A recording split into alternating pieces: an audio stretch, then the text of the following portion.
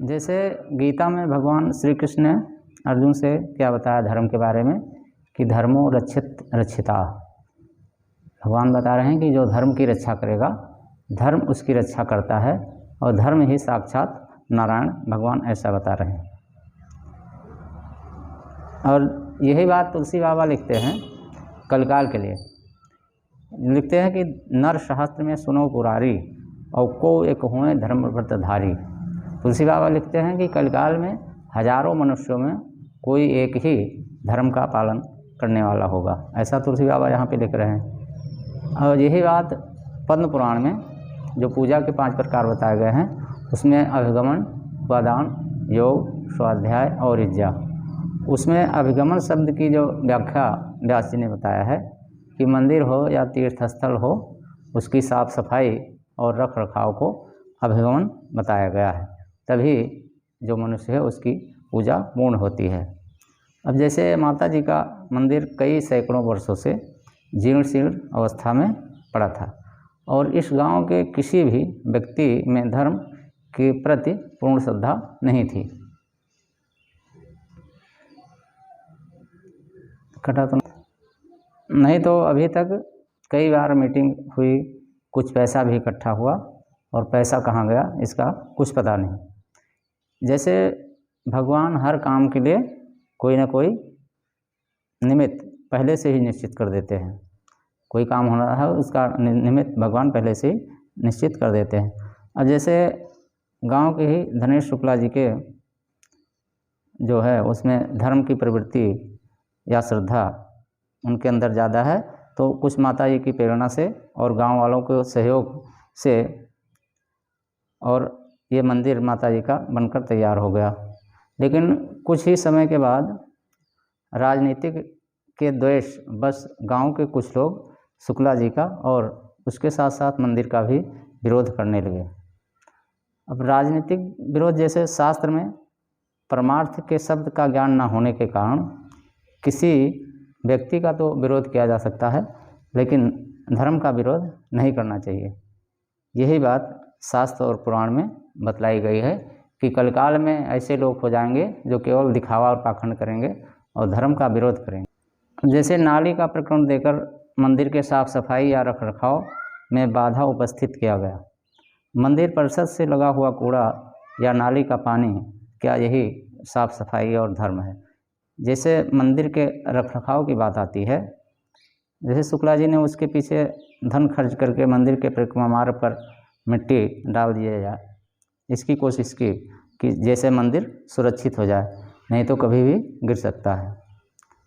और परिक्रमा मार्ग पर मिट्टी डालने से किसी के नाली के अवरुद्ध होने का कोई सवाल ही नहीं उठता है। जो लोग मंदिर के रख रखाव सुरक्षा में बाधा उपस्थित करें, ऐसे लोगों को ना धर्म का ज्ञान है और ना ही राजनीति का ही कोई ज्ञान है।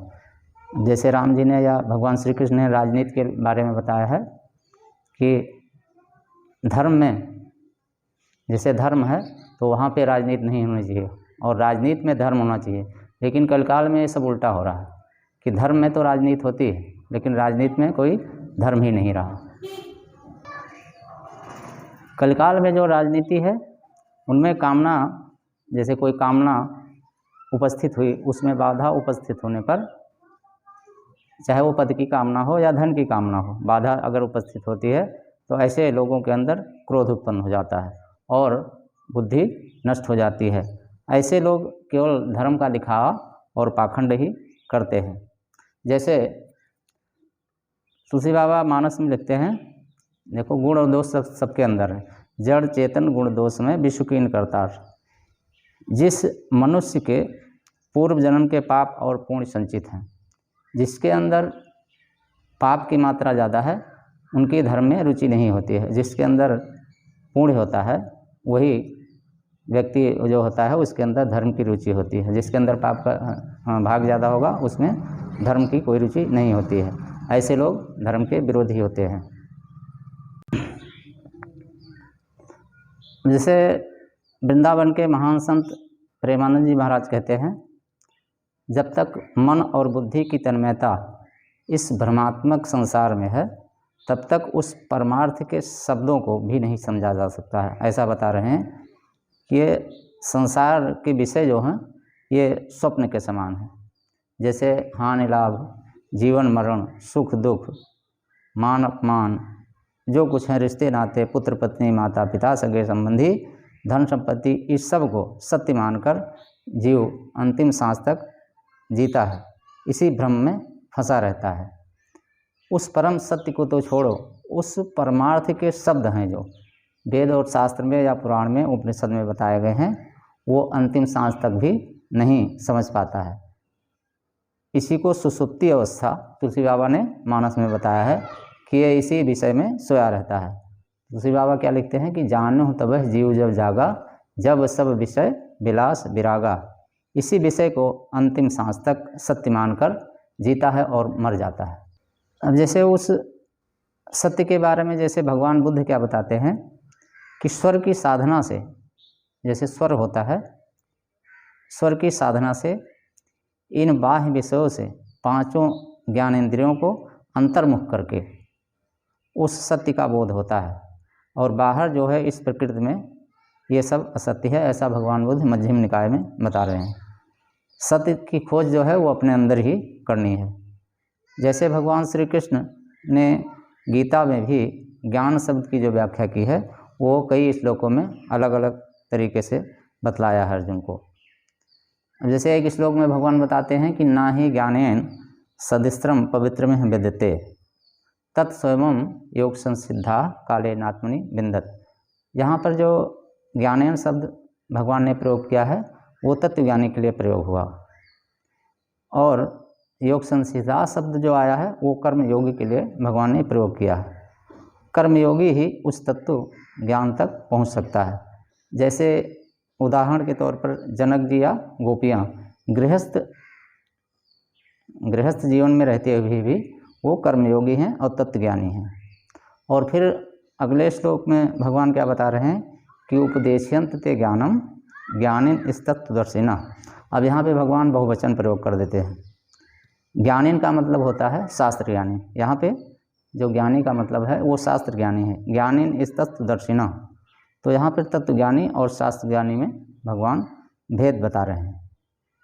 यहाँ पर ज्ञानी शब्द शास्त्र ज्ञानी के लिए प्रयोग किया गया है, और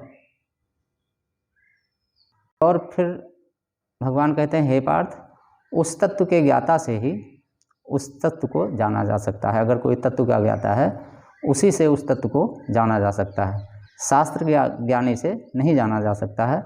ऐसा भगवान इस श्लोक में बताते हैं।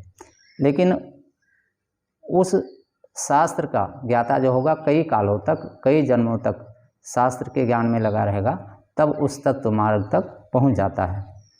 और फिर जैसे भगवान अगले श्लोक में फिर क्या बता रहे हैं, ज्ञानी शब्द की अलग अलग व्याख्या भगवान ने बताया है। अब इस श्लोक में बता रहे हैं भगवान कि किम कर्मेत कवयो आपयत्र मोहिता। अब यहाँ पर भगवान कयो शब्द शास्त्र ज्ञाता के लिए प्रयोग किया है। शास्त्र का ज्ञान होते हुए भी विषयों में कामना बनी रहती है और रजोगुण बना रहता है। तो फिर अर्जुन यहाँ पे फिर प्रश्न करते हैं कि हे भगवान, हमें कैसे पता होगा कि कौन ज्ञानी है और कौन शास्त्र ज्ञानी है। तब भगवान यहाँ पर फिर बताते हैं कि विद्या विनय संपन्ने ब्राह्मणे गभहस्तिनी सुनिचयो सोपाके चा पंडिता समदर्शिना। यहाँ पर समदर्शी जो भगवान बता रहे हैं, जो दृष्टि से समदर्शी और व्यवहार सबसे अलग अलग। समदर्शी का मतलब जैसे कुत्ता है तो कुत्ते से कुत्ते का ही व्यवहार होगा, लेकिन दृष्टि सम का मतलब सब में भगवत भाव होना चाहिए। जैसे तुलसी बाबा लिखते हैं कि सिया राम मैं सब जग जानी, करो प्रणाम जोर जुग पानी। अब जैसे व्यवहार सबके साथ एक सा नहीं हो सकता है। जैसे कुत्ता है तो कुत्ते की तरफ ही देखना है, लेकिन भाव उसमें भगवत भाव का ही होना चाहिए। और जो दुष्ट प्रवृत्ति को लोग हैं जानते हो, जैसे हम लोग जानते हैं कि ये दुष्ट प्रवृत्ति का है, उनसे बात ही मत करो, लेकिन भगवत भाव ही रखो। यही संभाव भगवान यहाँ पे बता रहे हैं। जब भगवान किसी को तत्व का बोध करा देते हैं तब वो ऐसे विषयी लोगों से अलग ही भागता है, जैसे जड़भरत जी, भागवत में कथा आती है, जड़भरत जी इन विषयी लोगों से अलग ही रहते थे, वो इन विषयी लोगों के पास नहीं जाते थे, अलग कहीं एकांत में ही पड़े रहते थे। जैसे भगवान ने दुर्योधन और धृतराष्ट्र को बहुत ही समझाने का प्रयास किया, लेकिन जब तक विषय की कामना और पाप का भाग ज़्यादा है, किसी भी जीव में जब तक पाप का भाग ज़्यादा है तब तक वो जीव धर्म के मार्ग का अनुसरण नहीं कर सकता है। अब जैसे शुक्ला जी के जो है धर्म में श्रद्धा है, वो धन खर्च करके भी मंदिर को सुरक्षित करना चाहते हैं, और जिसके अंदर अधर्म और पाप की वृत्ति है वो लोग बाधा उत्पन्न करना चाहते हैं। मंदिर गिरे या रहे उन लोगों से कोई मतलब नहीं है। ऐसे लोगों को ही धर्म के रक्षक नहीं भक्षक बताए गए हैं।